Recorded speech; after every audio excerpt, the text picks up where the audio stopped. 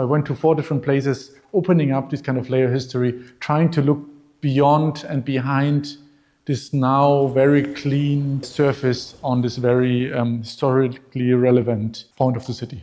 Kultureller Umbau Reloaded was a project developed in the frame of 30 years of the fall of the wall.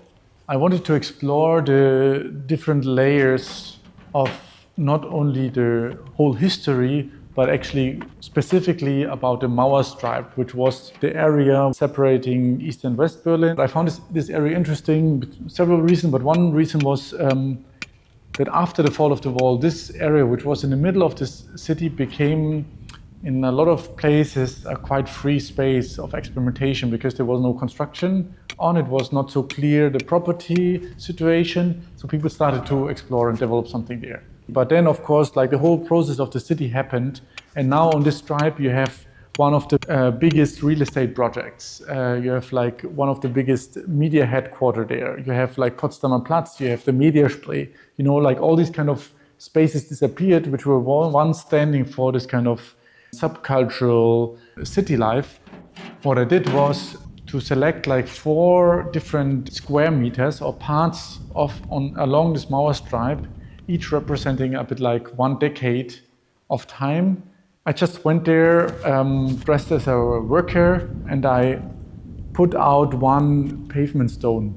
So I took out 1 pavement stone and opened up a construction site. I think the most challenging one was when I was in front of the Axel Springer building, which is the headquarters of the populist press.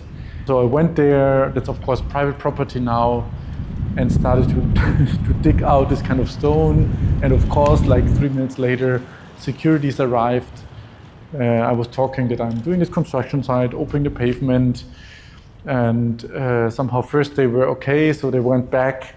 I continued, but somehow the stones were quite heavy there. I couldn't really get it out.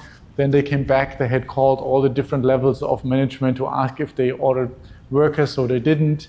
I couldn't take out the stones, but what I still did is like marking the construction site. So I also put this kind of markation around the red dot, like a paper with the red dot, which is the sign that you're allowed to open up a construction site.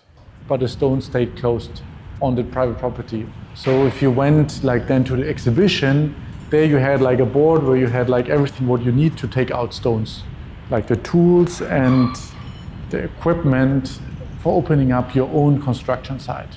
So the question of, okay, where are the construction sites we have to open up in our space, in our city? Where are the hidden stories which nobody talks about?